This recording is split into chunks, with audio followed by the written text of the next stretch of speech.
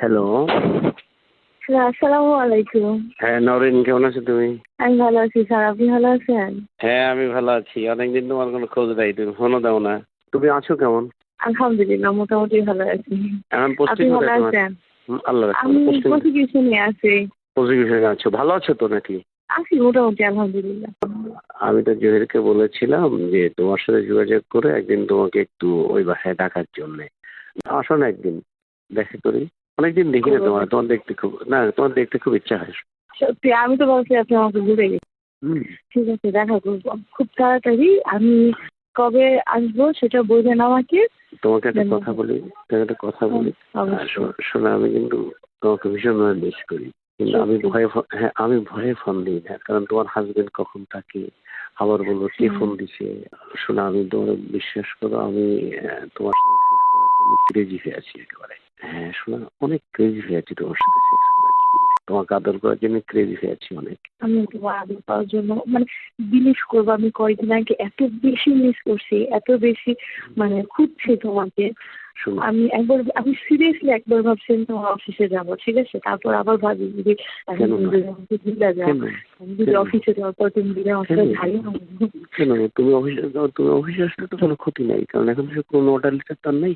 আমাকে কেউ চিনেও না, তুমি বিলিভ করবা, আমাকে কেউ চিনে না। আমি একদম এক্সাইটেড। তো শোনো, পুরোনো অর্ডার লিটার তো কেউ নেই, তুমি আসলে এখন কেউ চিনবে না। তাই তো অফিসে, আমার অফিসটা আমি যে কোনো সময় তোমার অফিসে আসতে পারবো।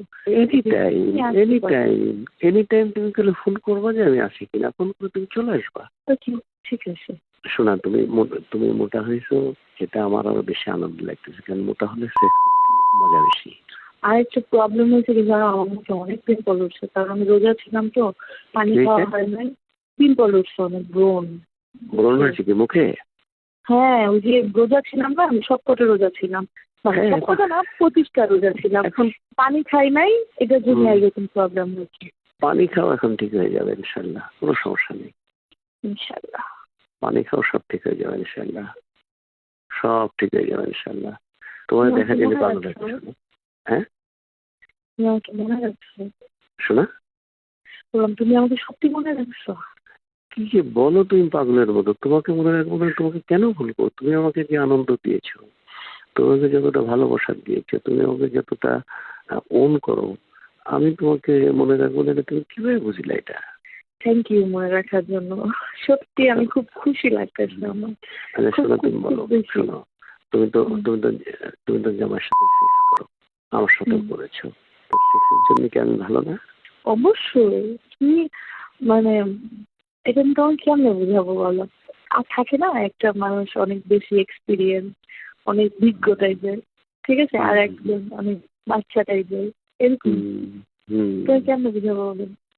আমি তোমাকে আমি তোমার ডাকতে শুনেছি। হ্যাঁ ঠিক আছে, শোনো, ফ্রি হয়ে রিং দিও। আচ্ছা আমি কালকে রিং দিব। হ্যাঁ ফ্রি রিং দিও। এখন সেক্স আমার মাথার উপর উঠে গেছে একেবারে, এমন সেক্স করতে যে আমি কাঁপছি। কিন্তু একটু ওয়েট করো, আমি আসছি। ওকে শোনো, বাংলাদেশ জনপদ অফিসিয়াল পেজের সঙ্গে থাকুন, লাইক কমেন্ট শেয়ারের মাধ্যমে সংবাদটি অন্যের কাছে পৌঁছে দিন, কমেন্টের মাধ্যমে জানিয়ে দিন আপনাদের মতামত। ধন্যবাদ বাংলাদেশ জনপদ অফিসিয়াল পেজের সাথে থাকার জন্য।